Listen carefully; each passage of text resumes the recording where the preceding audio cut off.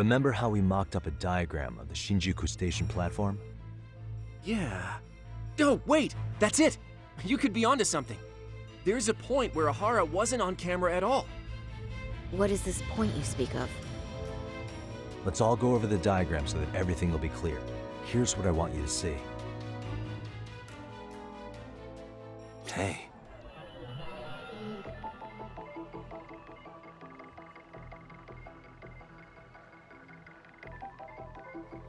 What the? Hey. Suspicious. It's very brief, but there's a moment where Ehara and Mamiya-san can't be seen by the security cameras. The dotted lines on the arrow represent the camera's blind spot. It does appear so. So you're saying this is where the groper, the fake Ehara, traded places with the real one?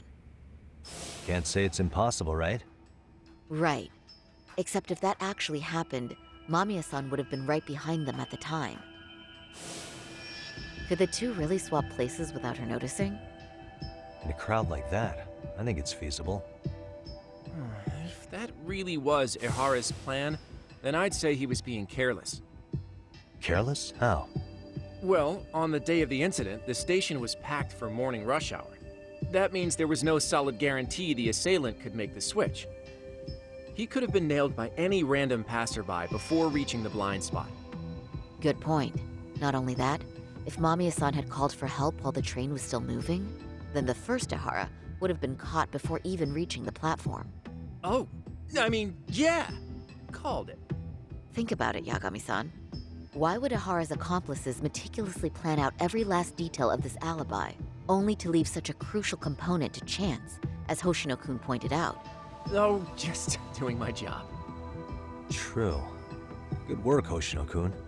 In fact, I think that may back up my own take on it. Yeah? What if everything, including the appearance of leaving the plan to chance, was part of the plan? Can you expound on that? I'm saying I agree that such an airtight alibi wouldn't have allowed for contingencies. And that takes the question to another level. Just how far did they line up the pieces in advance to make the swap work? Are you saying there's more to it than we discussed? What did we miss?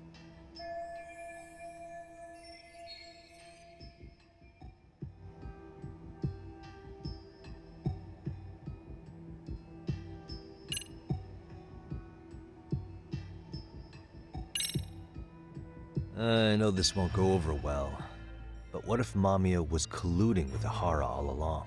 Huh? Bear with me. Let's say Mamiya was in on this, and knew about the imposter in advance. If that's the case, the swap could happen right in front of her and no one but the three of them would know. You're saying the victim of a groping conspired with her assailant beforehand? That's ridiculous! Let me just say, I'm only trying to work out how a swap like that would be guaranteed to work. Now, if Ehara and his stand-in both know that Mamiya will pretend not to have seen them, they can trade places in the blind spot with impunity. Conversely, if Mamiya wasn't in on the plan, the idea of a swap would never work. We can say with certainty that she would have seen the swap, so she could have even called attention to the real Ehara the moment he stepped in. That way, the people around her would be focused on chasing the correct assailant. The rest is as we know it. They caught Ehara and detained him until the police showed up. Hold that thought. If your theory is accurate, what about Ehara's trace evidence? Remember that fibers of the victim's underwear were detected on his hand. Well, that can also be explained by Mamiya being in on the plan. For example, while the stand-in was showing himself at the security cameras, Mamiya could have easily provided Ehara access to it. Maybe the stand-in loitered around for so long because he was letting everyone else get themselves into. It's not impossible. We can work out the other details later. But the point is, Ehara's murder alibi is shot if Mamiya was involved. In summary, it's possible Ehara disgraced himself to secure an unshakable alibi for Mikushiba's murder. I'll concede that it's an avenue worth pursuing. And when it comes to the prosecution, they can't just admit they got the first case so wrong. Plus, they can't question Ehara about Mikoshiba's murder. In fact, their only option is to claim the tape was faked. So he managed to make a farce out of the system after all. Well, his court case for his son's bullying did get more or less thrown out, didn't it? The school, the investigative committee, and the court all agreed there wasn't enough evidence to convict anyone. No surprise for me that the guy held a grudge against the system for so long. Hold on. Before we all decide on this, What's up? the obvious question to me is why would Mamiya be party to such a crime? She appears more than financially stable, and she's even raising a child. So why would she do something so enormously risky as helping establish a murder alibi? Yeah, I haven't gotten that far yet. But maybe she was promised something that far exceeds the risk. Or maybe Ehara has some kind of dirt on her even? Enough to make her help with a murder? What sort of secret would be big enough to force someone into that corner? What info do we have on Mamiya anyway? Maybe we can spot a connection to Ehara through her profile. I'll pull her information. Just a second. Oh, I just thought of something else those two would have guaranteed by working together. What's that? If Ehara wanted to use this crime as a murder alibi, he needed it to blow up into the public eye. But if he had chosen a victim who stayed silent, then nothing would have come of it. A solid plan would need to eliminate that variable, which means Mamiya being an accomplice was crucial to Ehara's success. That's true. Looks like Ehara pulled one over on the prosecution then. Had his accomplices right where he wanted them, even his victim. Once we learn how he's connected to Mamiya, we can root out the rest of his team. Let's see. According to her file, her maiden name is Yui Suzuki. 30 years old, so that's consistent. Originally from Ota, Tokyo. Attended a private high school called Kurakawa Academy. Later graduated from Toto University. Huh. Met her husband on the job, apparently. Her husband, Taichi Mamiya, is an industrial designer at Techno Zeta Inc. 6 years ago, she gave birth to their only son, Sota-kun, who's now in first grade. Hold on. You said she went to Kurakawa Academy? I heard that name in Ijincho.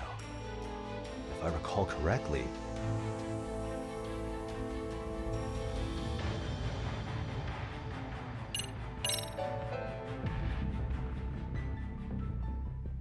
When I went to scope out the murder scene, there were these 3 guys watching the detectives and me.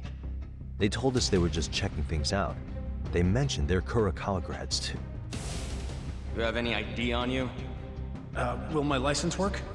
Akake-san, age 30. Akaike-san, age 30. Mommy is 30 as well. What's that got to do with anything? Aren't we trying to find a connection between Mamiya and Ehara? I found the Kurakawa Academy website. Looks like they're pretty prestigious. It's in Tokyo, specifically in Ota. Pretty close to where Mamiya lived. Oh, What? the girls there get such cute uniforms. You little... You want to start all over from the bar exam? Wait, I've seen that uniform before too, actually. Where? On an old picture of a teacher at Seiryo High, Sawa-sensei. Ehara's son had confided in her. Is she actually a Kurakawa grad too? I don't know Sawa-sensei's exact age, but she could well be 30. Maybe all of them are even classmates. Could this mean they're actually linked? The victim and her up-to-now unrelated assailant? It's a tenuous link at best. Could fall apart any time. But no true detective alive would pass it up.